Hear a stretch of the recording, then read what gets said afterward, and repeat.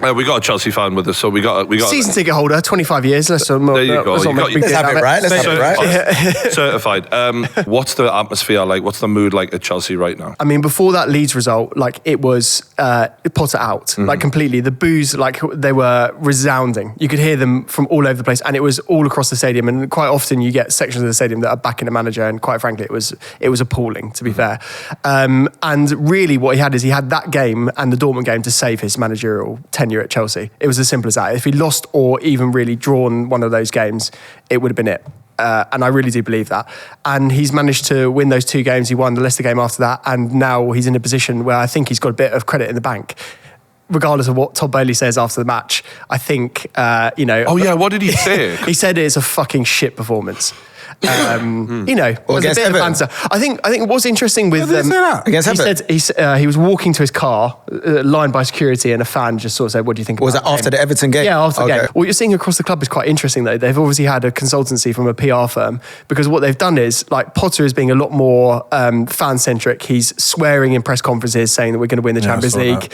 Like, there's something going on there where Potter has taken some advice from someone, and he's trying to be a bit more fan led. Because I think there was a bit of disparity between him and the fans, especially because of what they did with Thomas Tuchel. Like, every Chelsea fan is always going to back Tuchel because of what he did with the Champions League. So we had a big hangover from that. And that's why there's a lot of residual hate towards Potter and the results thus far, because we've had a Champions League manager that's basically been ousted unfairly, a lot of people say, right? And then Boehly now is also trying to get in with the fans. He's joining Twitter Spaces, like he's doing all of this sort of like very fan-to-fan sort of action.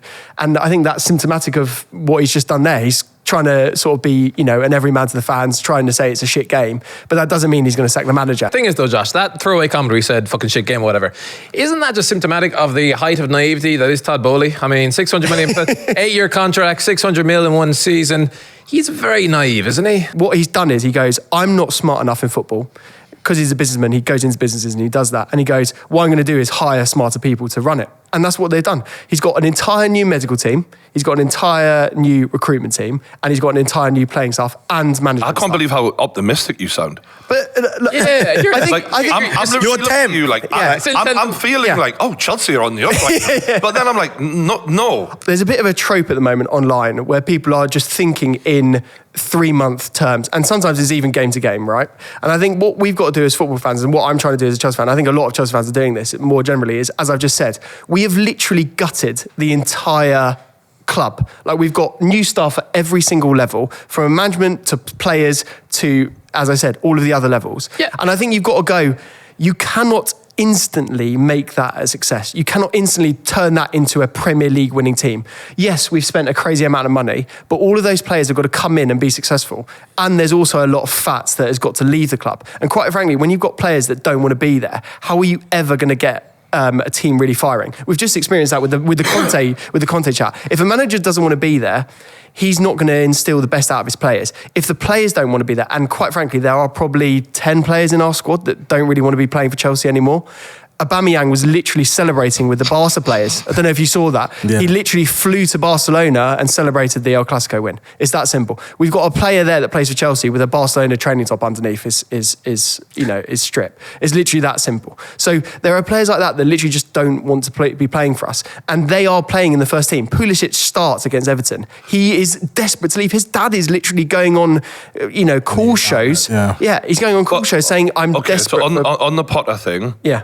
You bought Mudryk, 90 million, whatever it was, and you're starting Pulisic ahead of him when Pulisic is guaranteed to be leaving. How can that be good for the confidence of Mudryk? How can that be building Mudryk up? And what is the plan? So I think, again, it's all about context. So Mudryk has barely played football at a very high level. Effectively, what Potter has said is he's going through the pre-season right now. We tried to start him off playing games, and basically what the staff have said is that he's not match fit. He's not ready to play in the Premier League. There's two sides of it. He's not match fit, and also they don't really feel that he's sort of like Premier League, like ready to go in straight away.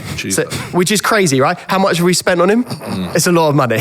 Does that not worry though? Like the Mudryk thing is absolutely insane to me. Like he's on an 8-year deal, and no one really knows how good he is. He came on against Liverpool, did a couple of nice touches, and everyone on Twitter is losing their mind. But Mudryk is going to be a good player. 2 years ago, he nearly signed for Dundalk. 2 years ago. Yeah. What a player he would have been for Dundalk. Would have What been. a player. I like what I've seen of him, but equally, for 90 million to be spent on a player who isn't Premier League ready, that is crazy. But to what you're saying about the Potter thing, I seen the CEO of Brighton on a podcast who said everything about Graham Potter is preparation. Like, he needs time to have a full pre-season. Like, for him to hit the ground running in the middle of a season, it's totally not his style. But equally, you are judged on what you're doing versus the competition. And when teams with worse squads than you are outperforming you as a manager, I don't know how you can keep on rationalizing. Like, I get he needs time, but I don't think he's going to have that much more time. What he needs to show is that there is a progression within the squad where individuals are getting better. So, i.e., let's just pick an example. Like Koulibaly has come in recently. He's taken the position that Thiago Silva was playing, and up till the last game, he has had a really good. He's played really well. Who was that player, the Everton guy that came on and just completely bodied him? Yeah. He was wearing the John Terry 26, right? And I was like, John Terry ain't going down like that. Yeah, he had to get the permission of John Terry to get that shirt, and he's not. He got really bodied done well. for that goal, right? He got bullied. He was on a yellow card and he didn't want to get sent off in the last minute. You've done a really good job of making Chelsea not only sound good, make me feel like I like them a little bit. Like I should endear myself. He's my manager, by the way. Maybe I can see why. I can see how this works. Maybe you have always been a closet Chelsea fan. In the last game, at 1-0, you guys made quite a defensive change that was heavily criticised by the fans. You brought on, was it Gallagher? Yeah. And brought off Pulisic. Yeah. And basically looked to shore it up at 1-0.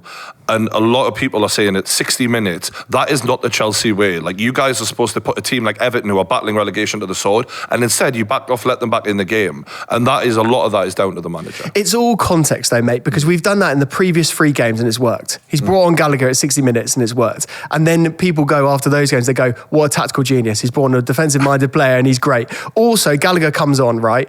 And he has a run where he beats 4 players. He nearly has an assist. He made almost assisting sound like he scored in the World Cup final to win the trophy. I think Gallagher is not the sub that you should be talking about. The sub that you should be talking about is he takes off Wesley Fofana, who was on the right side of the back 3, who was the side where Sims picks up the ball and then takes it and scores, right? Mm-hmm. Wesley Fofana was absolutely the player of the match. He has been amazing since he's come back, a player that we really, really need, young centre-back, which we're all really excited about.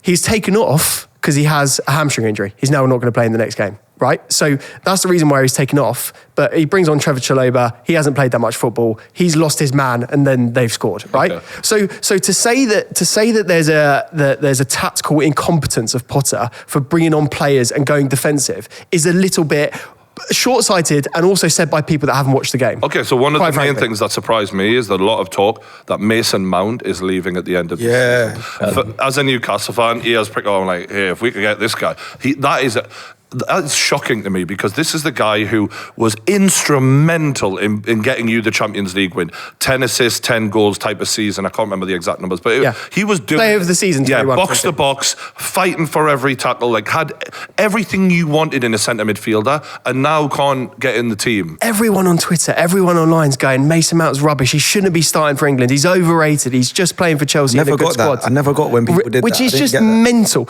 Mason Mount is a quality player. And if we let him go, it's going to be up there with Kevin De Bruyne, Salah, and Lukaku when he left. I wouldn't go that far. Kevin De Bruyne was bad. Thing is with Mount though, him leaving, you don't think that's, like you said, with Bowley trying to revamp, gut the whole club, make it his Chelsea.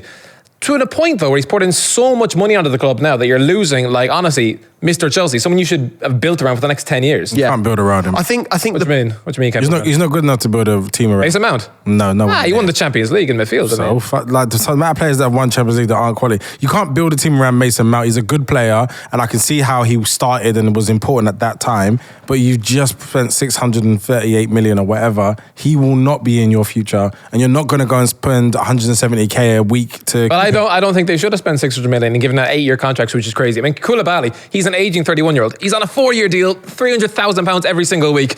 He'll be earning that money when he's 35. I could go around the whole squad and do this, by the way. I think I said last time, Raheem Sterling got nearly 400 grand a week. Please do. And I'd be there until 33. It makes no sense. So why did you have to spend £100 million on Enzo when you've already got Mason Mount? Slightly different players, obviously. But yeah, I mean, Enzo is going to be the player to build around. Yeah, is he? He is quality. He's so good. Every Chelsea fan is just like, he does look good. Immense. Yeah. He's recorded like the most amount of forward passes successfully in the Premier League since coming. But you could fit him in. You could fit him in midfield with Mason Mount. Sure. I don't think Mason Mount is anywhere near that position. Really, he's kind of like an 8 that. Yeah, he doesn't really. He fits in the way. If he works in a free, so if you've got free midfield, he works. And people try to play him on the inside forward. It doesn't really work as well. He should, like, for me, I think come to Arsenal. We'll look after. I think that, but that's no hilarious. place for him there either. But that's no. Said he wasn't good enough. Yeah, but this is no, not to build a team around, but him at Arsenal taking that Xhaka position would work well. You would love to have Mason Mount, wouldn't you? Be honest. Take him. But Brian, this is the thing, right? Every other fan in every other top six club basically said that he was rubbish, and now suddenly that he was about to leave. No, but can I suddenly contextualize? He's going to leave. He's going to be like, oh, he's a world beater. No, let me contextualize. Yeah, he isn't as good as Saka. Yeah, which is fine. He doesn't have to be as good as Saka. He doesn't play in the same position. He's just not. He's not as impactful. But he's a good player.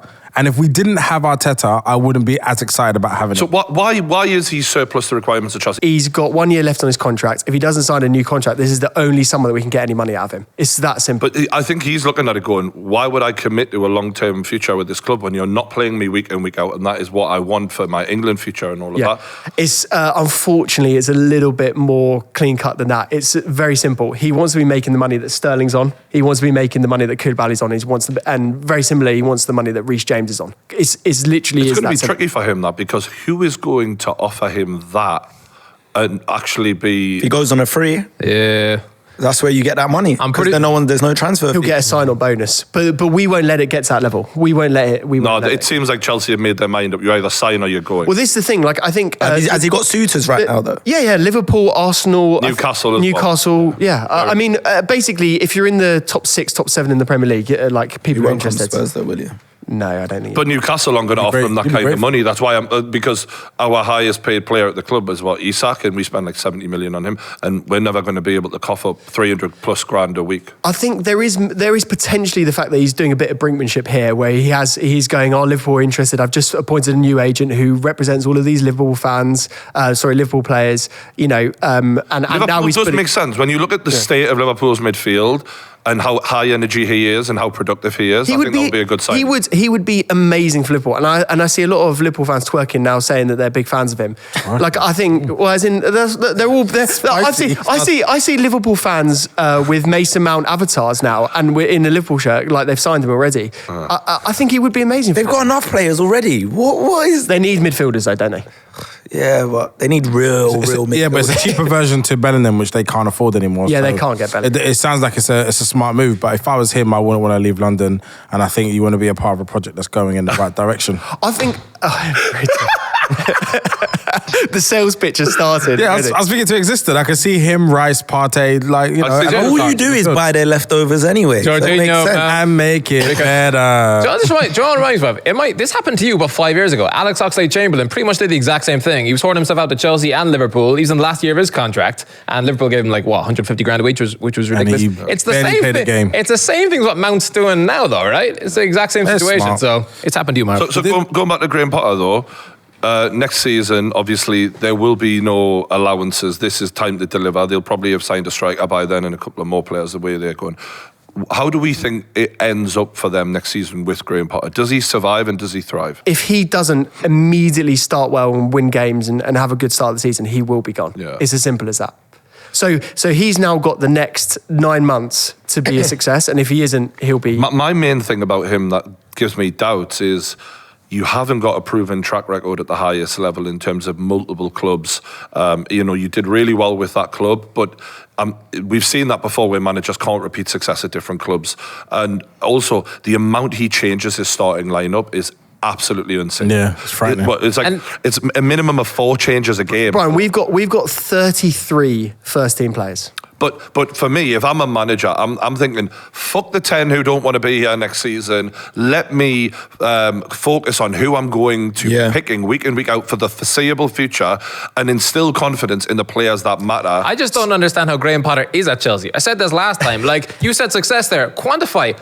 anyone around the table, what success has Graham Potter had in management? Yeah. He got Brighton to play pretty football, and he beat Arsenal in the Champions League with Ostersunds once. It was in Champions League, I think. Yeah, but then Europa League. Yeah, but you could say the same thing for Lampard. It was Europa League. Lampard did less than him and got the opportunity, so it's still a step up from Frank Lampard. But Lampard was a flop, and he shouldn't have got the job. So but that's my point. It's still a step up, though, isn't it? We're talking about a gradual step up. We're talking about Spurs and Spurs managers, and their approach was to hire winning managers that have a proven track record. Has that been a success? No, it hasn't. So we should have had Graham Potter. Yeah, you should have had Conte you back. Been, we got the wrong managers. Can everyone stop fighting over Graham Potter? Yeah. Can everyone stop fighting over him? Leave him Brighton. I think overall, right, the way that football is going is that we're going to become less reliant on this one manager, this one person that's going to be at the lead of the club. Basically, what will happen is you get all of this recruitment staff around him, all of these other management staff around him, so that if this one guy isn't a complete success, you don't then have to sign 15 players do you know to replace him. Everything you're saying makes perfect sense, but the problem is when I look at the Premier League and I see the impact of a Ten Hag, I see the impact of an Eddie Howe, you see how that one man makes such a difference. That's why I get frustrated when people say, oh, well, you can't blame Conte. It's like, we're acting like managers don't have a major impact when managers add so many or take away so many points per season. And I think that I'm seeing signs that things are going right for Chelsea on the pitch. They definitely look like they're clicking more. But there's been so many games where I've seen him outdone by inferior teams, and I can't forget that. So yeah, I think you're right. That Dortmund result, I think that Dortmund result really just papered over cracks. That was the turning point for the fans and for the club. The pressure was on. They put in a fantastic performance against Dortmund, turned it around, and then it seemed to feel like, oh, okay, this is massive now. We're in the quarterfinals of the Champions League. It is quarters, right? Yeah. Quarterfinals of the Champions League.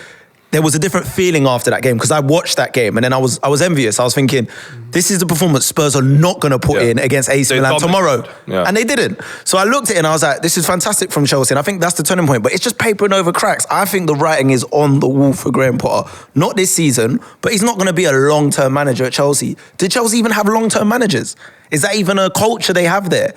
Because the cultures of the club are important and it's very hard to change and shift them. It takes time. You got to think that this Chelsea is now the new Chelsea. Like the culture of what we were before is completely different. But the expectations of the fans, even though you're saying you've shifted yours, the reality is you lot have dealt with this sort of expectation for a long time.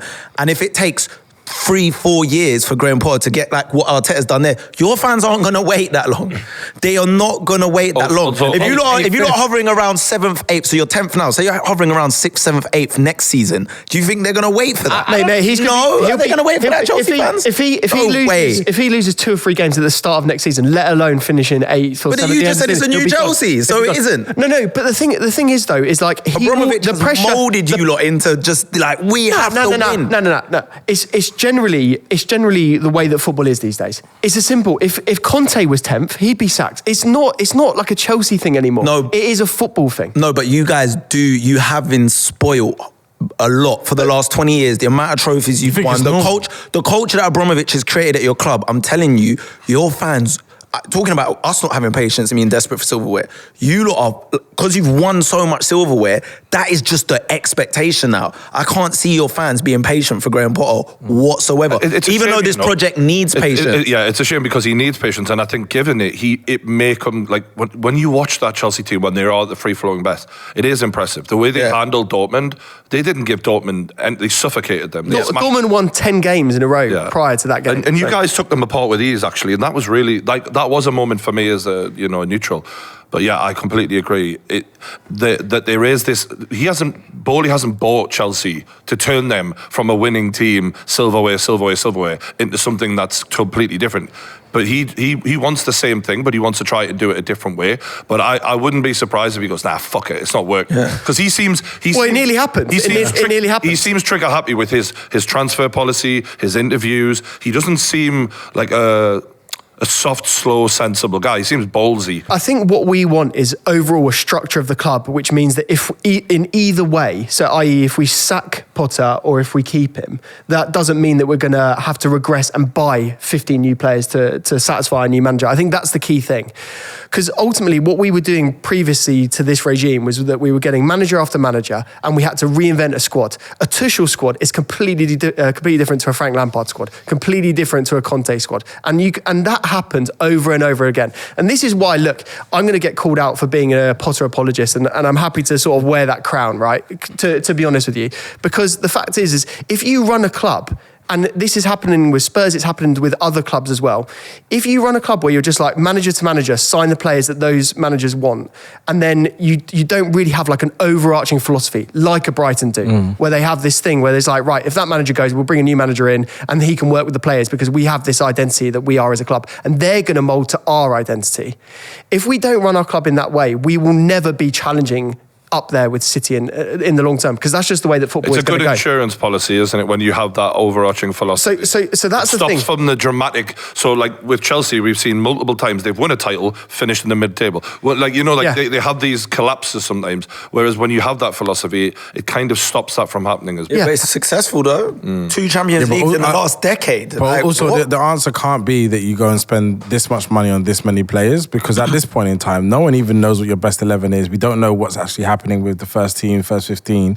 So it just creates a lot of instability in the whole squad, actually. Yeah. If no player feels like they're going to play this week, what does that do to them mentally? Like, it's just for me, that was where it showed the inexperience. There are big players, and no other squad in the Premier League is like this, where you've got huge players that are first team quality that are not even in the matchday squad. And that is a huge thing. And this is why Potter does have to rotate. Because as much as you say, go and put these players in the under-21s, let them rot in the reserves, there's a few things that are going on. One, we need to sell the players. So we need to say that they're good enough to be able to get a high value. You know, if we want to sell Pulisic to Newcastle and he's spent the last 6 months in the under-21s, no value. It's stupid, right? So he's not done from that perspective. Yeah. And then also, generally, there is a morale thing. And ultimately, as much as we want to say, oh, just get the players, G them up, it'll be fine. Ultimately, football in the era that we're in is a prima donna game. If you don't give these players some attention, some love, if you don't start Ziyech in a couple of games or Pulisic in a couple of games, they're going to be a negative influence. They're going to be at the young players and saying, "What, this guy doesn't know what he's talking about."